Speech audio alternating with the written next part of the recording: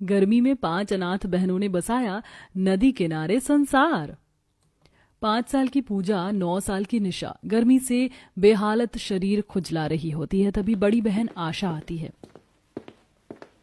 निशा, पूजा, तुम दोनों चिलचिलाती धूप में चौखट पर क्यों बैठी हो? कितनी गरम गरम लू बह रही है, लू लग जाएगी, घर में आ जाओ।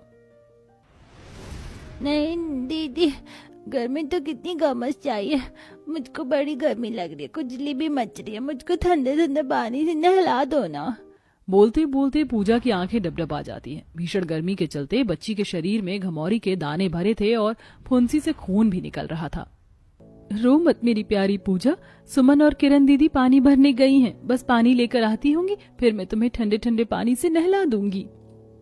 बेचारी किरण, सुमन कड़ी धूप में बाल्टी भगोने लिए पानी भरने के लिए लाइन में खड़ी थी। किरण दीदी, अब मुझसे और इस चिलचिलाती गर्मी में खड़ा नहीं हुआ जा रहा है, चक्कर आ रहे हैं। समझ सकती हूँ सुमन, बस एक जने के बाद हमारी बारी आने वाली है पानी भरने की। तभी आगे वाली महिला के हटते ही झगड़ालू कमला फट से बड़ा सा गैलन लगा देती है। अरे कमला ताई, ये तो गलत बात है। हम दोनों बहनें एकदम पीछे से नंबर लगाकर खड़ी थी, आपने बीच में से अपना गैलन लगा दिया। आप तो पीने का पानी सबसे पहले भर चुकी हैं। अरे पीने का पानी भर लिया तो क्या उसमें पूरा दिन थोड़ी ना चलेगा गुजारा? गर्मी का मौसम है भैया, पानी का ज्यादा खर्चा है। चलो हटो पीछे दोनों, पहले मेरी बाल्टी गैलन भरेगा, फिर भर लेना तुम। जाने दो दीदी, इनसे चिकचिकबाजी करने का कोई फायदा नहीं है। जहाँ 1.5-2 घंटे इंतजार किया है, थोड़ी देर और सही। कमला जैसे पानी भर कर हटती है, तभी चंपा बाल्टी लगाकर चिढ़ते हुए कहती है, हाँ, एकदम बर्फ जितना ठंडा ठंडा पानी निकल रहा है, आज तो खूब नहाऊंगी। इतनी देर तक पानी के इंतजार में गर्मी में खड़े खड़े दोनों बहनों की हालत खराब हो जाती है, जिससे सुमन भड़कते हुए बाल्टी हटा देती है। बस बहुत हो गया, आप सबका तमाशा लगा रखा है। किरण दीदी, आप बाल्टी लगाओ। घमंडी पड़ोसन चंपा राशन पानी लेकर बेचारी दोनों गरीब बहनों पर चढ़ जाती है। तो कौड़ी की कोढ़िन की बेटी, तेरी मजाल कैसे हुई मेरी बाल्टी खींच कर साइड करने की? चल अब उठो यहाँ से तुम दोनों, अब से यहाँ पानी नहीं भर सकती हो। क्यों नहीं भरेंगे हम पानी? हम भी किराया, बिजली, पानी का बिल चुकाते हैं। अरे ओ मोहल्ले के मर्दानों, तुम में दम नहीं है क्या? रोको इन छोकरियों को कि इनकी माँ कोढ़ी की रोगी है, छुआछूत फैलाएगी ये। मोहल्ले के मर्दाने कमला के भड़कावे में आकर उन्हें दूर धकेल देते हैं। दोनों बहनों का हाथ पांव जख्मी हो जाता है और पानी भी भाग जाता है। खाली बाल्टी लेके दोनों खांचे में आती हैं, जहां रोग से ग्रस्त खाट पर पड़ी सविता पानी मांगती है। बिटिया, एक गिलास पानी पिला दे, बड़े जोर की प्यास लगी है। दोनों की आंखों से झरझर आंसू बहने लगते हैं। सुमन, किरण, तुम दोनों रो क्यों रही हो? बाल्टी क्यों खाली है? किरण बिलखते हुए सारी बात बताती है। हे भगवान, घर में एक बूंद पानी नहीं है, सारा काम अधूरा पड़ा है, कैसे निपटाएंगे बगैर पानी के खाना, बर्तन, नहाना धोना। अब तो केवल एक ही चारा बच गया है दीदी, चलो हम 5 बहनें नदी पर चलते हैं। पर सुमन, वो नदी यहाँ से 2.5 किलोमीटर दूर है, आते जाते सांझ ढल जाएगी, ऊपर से इतनी भयंकर गर्मी है। पर दीदी, अपने मैले कपड़े सर्फ में भिगो दिए हैं, अगर आज धुले नहीं तो गर्मी से बदबू आ जाएगी। नदी पर चलकर हम कपड़े भी धो लेंगे, बर्तन मांज लेंगे और नहा धो भी लेंगे। 5 बहनें कड़ाके की गर्मी में नदी पर आ पहुंचती हैं। नदी का पानी हीरे की तरह चमक रहा था। किरण दीदी, सुमन दीदी, इस नदी का पानी तो बर्फ के जितना ठंडा ठंडा है, मुझको नहाने में बड़ा मजा आ रहा है, आप भी नहाओ ना। मैं बर्तन मांज कर नहा लूंगी निशा, तुम नहाओ और ज्यादा अंदर मत जाना, नदी का पानी गहरा है। दोनों छोटी बहनें ठंडे पानी में छपक छपक कर नहाने लगती हैं। अरे वाह, इस नदी का पानी इतना शुद्ध और स्वच्छ है कि बिना रगड़े पटके कपड़ों के मैल निकल गए। हाँ, बर्तन भी कितने चमचमा रहे हैं, कितनी ठंडक है यहाँ। मेरा तो दिल कर रहा है इस नदी किनारे हम अपना संसार बसा लें। कुछ देर में 5 नदी पर से काम खत्म करके घर आती हैं, जहाँ बीमार माँ पसीने में लथपथ पड़ी थी। बिटिया, जरा पंखा कर दे, मन बड़ा बेचैन हो रहा है। हाँ माँ, भी करती हूँ, लगता है गर्मी से लाइट कट गई है। तभी चमन लाल किराया मांगने आ धमकता है।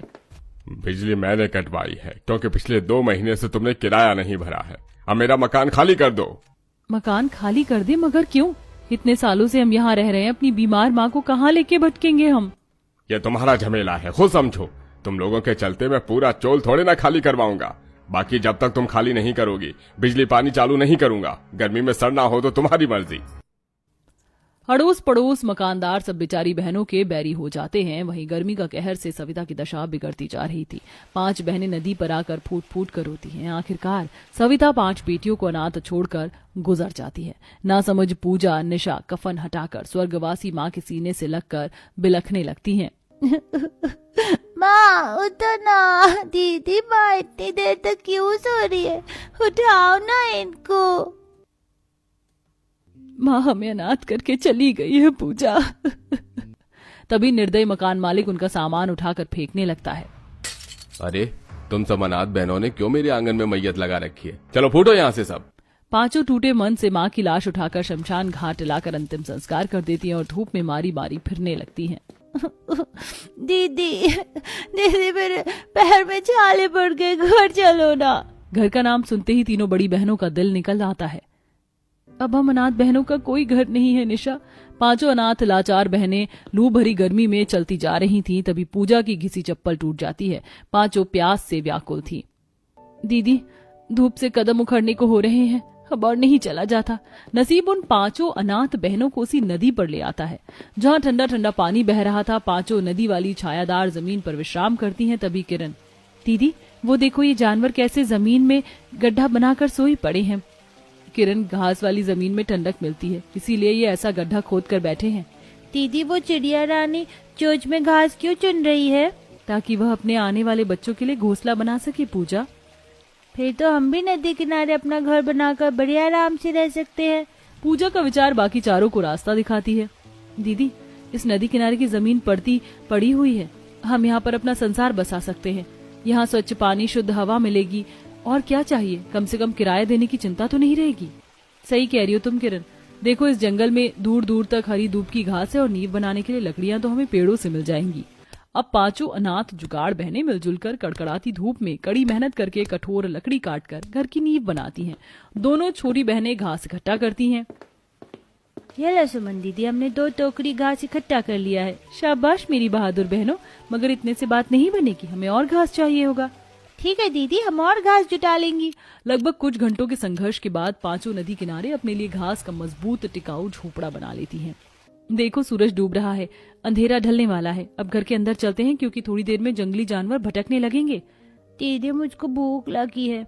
मैंने देखा था थोड़ी दूरी पर काफी मीठी शहतूत और बेरी का पेड़ लगा हुआ है, मैं तोड़ कर लाती हूँ। दोनों बहनें भोजन की तलाश में जाती और पेड़ से शहतूत बेर ले आती हैं, जिससे सब पेट भरते हैं। अरे वाह, बेर कितने पक्के और मीठे हैं, मजा आ गया खाकर। 5 अनाथ बहनें नदी किनारे बसाए अपने आशियाने में सुकून की नींद सोती हैं। अगले दिन किरण को नदी के पास एक नन्हा सा साग उगा दिखता है, जिसे उसे जुगाड़ आता है। दीदी देखो ये साग का पौधा कितना प्यारा लग रहा है।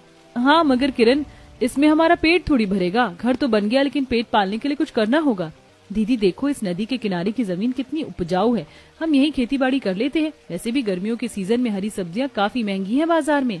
हाँ ये विचार अच्छा है, और खेत की सिंचाई हम नदी के पानी से कर लेंगे। अब 5 भीषण गर्मी में भूभाग को काफी साफ करती हैं और क्यारियां बनाकर फसल की बुआई कर देती है और नदी से छोटा छोटा रास्ता बनाकर खेतों तक पानी पहुंचाने का जुगाड़ करती हैं। अब फसल की सिंचाई अच्छे से हो जाएगी, बस हमें थोड़ा सब्र रखना होगा। अब खेती बाड़ी करके 5 बहनें नदी से ताजी मछलियां निकालकर बेचना चालू कर देती हैं। वहीं कुछ ही हफ्तों में उनके खेत में हरी साग सब्जी, रसीले टमाटर निकलने लगते हैं, जिससे 5 अनाथ बहनें अपना भरण पोषण कर पाती हैं। आओ आओ, नदी किनारे उगी ताजी सब्जी ले जाओ, जो खाएगा वो गुन गाएगा, जो नहीं खाएगा पछताएगा। नन्ही पूजा के सब्जी बेचने का तरीका सुनकर ग्राहक मुस्कुराते हुए खींचे चले आते हैं। अरे वाह, सब्जी तो बड़ी ताजी है। बहन 1 किलो देसी टमाटर, 2 किलो फूल गोभी तौल देना। जी बिल्कुल, अभी देती हूँ। अरे ये रेहू मछली क्या भाव दे रही हो? 120 रुपए किलो का रेट लगेगा भाई जी, नदी से निकाल कर लाए, एकदम जिंदा मछली है। ठीक है, 2 किलो तौल दो। प्रतिदिन के साथ 5 अनाथ बहनें बाजार लगाकर अच्छा लाभ कमाती हैं और खुशी खुशी अपने नदी के संसार में बस कर रहने लगती हैं।